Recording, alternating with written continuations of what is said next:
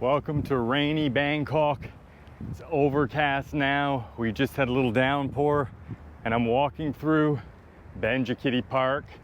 This is probably my favorite park in the city. And today we're gonna be doing a Q&A video. I've been making videos here on YouTube for 8 months now, and I've never done a Q&A. I'm gonna pick some questions out of my comments here on YouTube and do my best to give you some answers. If you have a question, let me know in my comment section, or you can post it on my Instagram or on my community page. So let's take a walk. We're gonna sit down in some different areas, explore the park.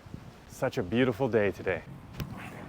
All right, we're gonna start off with probably the most common question that I've received on this channel. What visa do I use? I'm on a work visa. I've been working here for over 8 years. I first worked here at a university for 2.5 years, and I've been working at an international school for about 4.5 years now. Working in Thailand can be a great option if you're interested in it, but you can use many different visas. I know a lot of people on education visas studying Thai language classes. If you're over 50, you have the retirement visa. They've got the new DTV visa potentially coming up. So for digital nomads, that might be an option. A lot of other people do use work visas, and there are companies and visa agents which will set you up with a proper work visa here in Thailand if you pay them a little bit of money. You have plenty of options to stay here, but personally, work visa for me.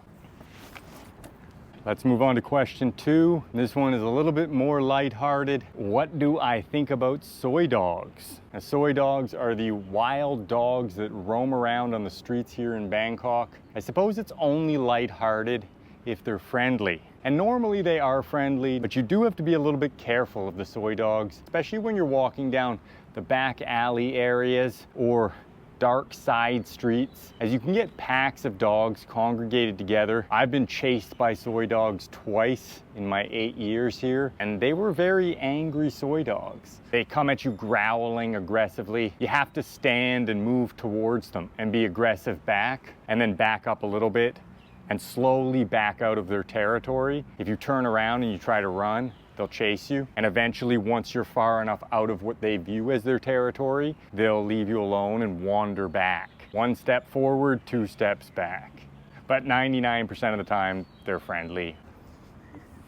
All right, I got another one, and this one's a good one. I like it. Do I like any other YouTube content creators here in Thailand? Actually, I like a lot of different content creators here, and I'll give you 3 that I like because they inspired me when I started making my YouTube content. So number 1 was the first content creator that I really came across during the lockdown back in 2020, 2021, and that's Retired Working For You. I really enjoyed the production quality, the character, the acting approach. He's also from Canada, same country as me, Toronto, so same city, except the accent. I have a very, very different accent. I'm not sure where his accent is fully from. I think it might be the character development and a little bit of Canadianism, having lived in the US. My number 2 would be probably Keys 1, and he's an Australian creator, excellent production quality, ability to storytell. And then my 3rd is Bangkok Pat, and he's from the UK, and he makes a more historical style of video, a lot of research, a lot of very interesting information. Reminds me of a BBC presenter, and I always watched the BBC when I was growing up. I think he could probably go work for the BBC and make a great show here in Thailand. Those are my top 3. I got a fun one here. Are you mentally challenged? Probably.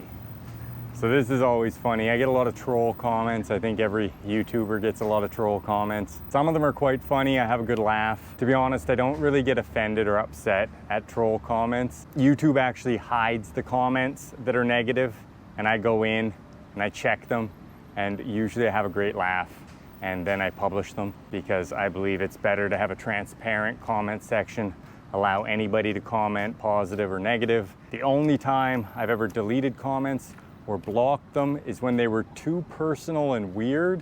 And I do encounter some channels on YouTube where there's no negative comments, and I automatically know that that person is deleting all the negative comments. And I actually stop watching channels sometimes because of that. I feel like that's a little bit disingenuous. You should allow people to comment critical opinions on videos. I'm not upset, I'm not offended. Now over to my left, you have the duck boats. And these are very popular here at Benjikiti. They're relatively new here, but they also exist at Lumpini Park. And you just line up over behind me at the booth, and they'll give you a ticket, and it's free. All right, let's bring out the phone and read our next question. So this is an interesting one, a little bit more technical or legal, I guess, but this is not legal advice. Nothing I ever say is legal advice. This question asks me, what do I think about the new digital nomad visa? I made a video about that previously, and these were changes to visa rules that were announced a couple of weeks ago. An overhaul of the visa system, the introduction of the DTV, the Destination Tourism Visa in Thailand, which ostensibly is supposed to be a digital nomad visa. But in my opinion, you have to take announcements from the Thai government with a big grain of salt.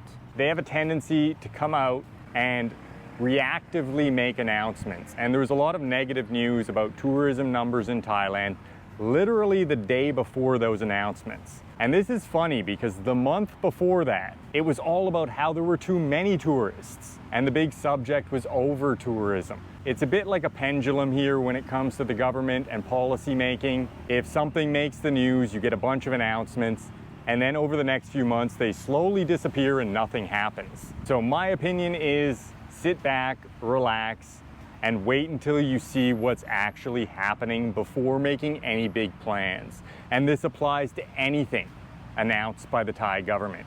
And when you see content on YouTube or social media, TikTok, Instagram that covers these topics, you have to take it all with a grain of salt. Everybody's looking for their clicks, everybody's looking for their views. There's a lot of hyperbole, there's a lot of misinformation. You have to ignore most of it and wait until you see what's going on with the policy on the ground. Next question, and it's an interesting one. Have you spent any time in Vietnam, Da Nang in particular? And yes, I have. I've actually spent a lot of time in Vietnam. If I would have picked another country to live in, there's a good chance it would have been Vietnam. And I actually just visited Da Nang for the third time. It was about 8 months ago now. I've been meaning to upload some videos about Vietnam, about Da Nang. I first visited Vietnam, Central Vietnam, back in 2015. And I think they've done a great job in Central Vietnam and made it a very attractive place. I did a whole tour there. Lots of information that I could convey about Vietnam as well. So one day I'll do a bunch of videos about Vietnam. What surprised you most when you first moved to Thailand? I think it was the smell. Bangkok has very interesting smells. There's the combination of street food and then tropical moisture. You just get an interesting mix of smells, and every time I arrive in Bangkok, there's a distinct smell that I notice that reminds me I'm back. All right, that's it for me today in my Q&A. I think we're gonna get a little more rain. Got some birds chirping here. Been a fun talk. Let me know if you've got any questions. I'm gonna do one of these every month, so I'll answer any of your questions, personal questions, questions about moving to Thailand, questions about traveling in Thailand. Have a great day. I'll see you next time.